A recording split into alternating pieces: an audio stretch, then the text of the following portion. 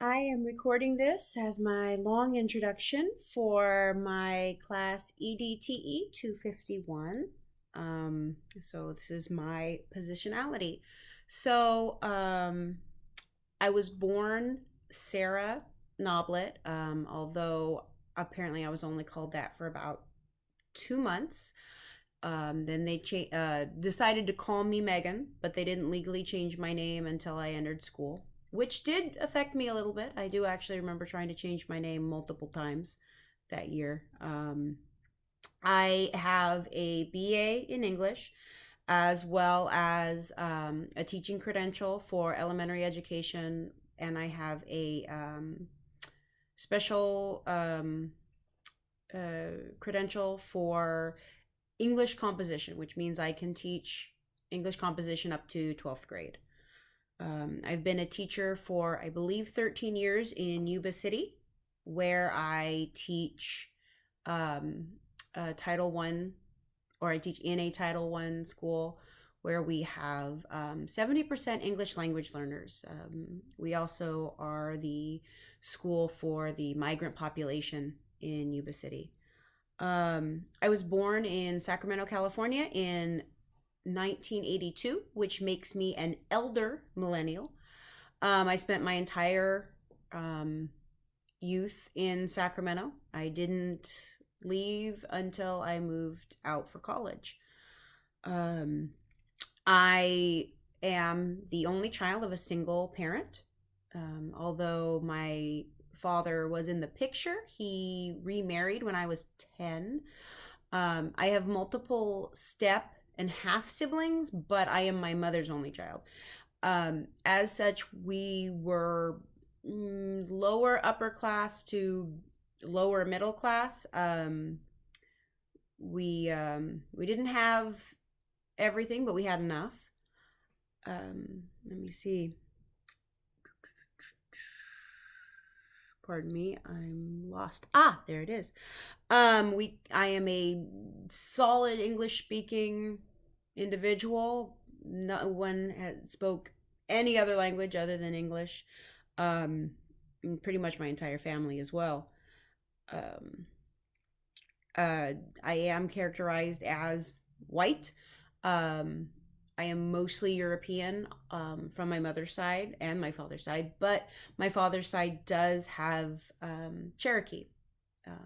We actually can follow our lineage, at least back there, to where the Cherokee were forced out of Ohio in the land rush. Um, on my mother's side, I'm at least fourth generation American.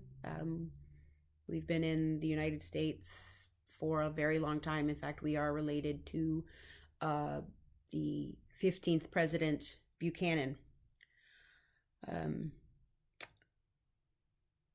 so, as for my religious standing, I was raised, I would say, non denominational Christian, but that was mostly in social, not in actually any religion. My father was Baptist, very, very strong Baptist, but since I lived with my mother, we didn't have any formal religious teachings or beliefs.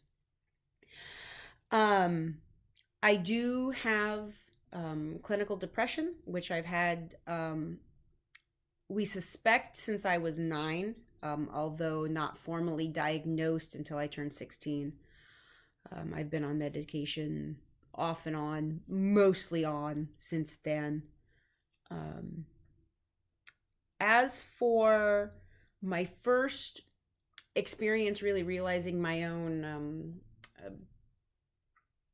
my positionality, actually came when I was around in sixth grade, and it's actually more of my economic standing.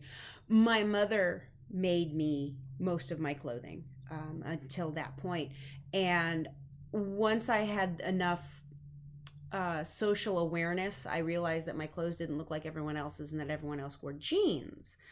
So I asked my mom to make me a pair of jeans, and she told me that she couldn't. She didn't know how to make jeans. And so I spent a couple days sitting and wondering why it was that all of my other friends' moms were better seamstresses than my mom, because I really thought my mom was the best seamstress. She made my Halloween costumes. And whenever I talked with my friends about that, they were like, oh no, my parents don't make my costumes. So when the fact that somehow my friends had jeans and I didn't, I finally, after a few days of considering this and wondering why suddenly she didn't seem like such a great seamstress, I asked her and I said, well, how come all the other moms can sew jeans and you can't? And that's when she explained to me at the age of 12 that other people just bought their clothes at the store and we were the unusual ones for her sewing them. That was when I realized that that was why my wardrobe was a little weird compared to everybody else's. um, as for my research, I am going to be doing an after school program teaching fourth and fifth grade students videography skills. The idea behind this is that students in our population don't often have access to extracurricular activities, which can harm them, or at least not give them the support that they need as they continue through their schooling. And so my hope is by giving them this class, we can see that other aspects of schooling improve. So their self-esteem, motivation, and school belonging. Because if those things improve, their chances of going through school and possibly even pursuing higher education is much greater. So rather than focusing on just the pure academics, looking at the other part that is currently being not recognized by our curriculum driven ideal. And I think that was everything. And so that's me.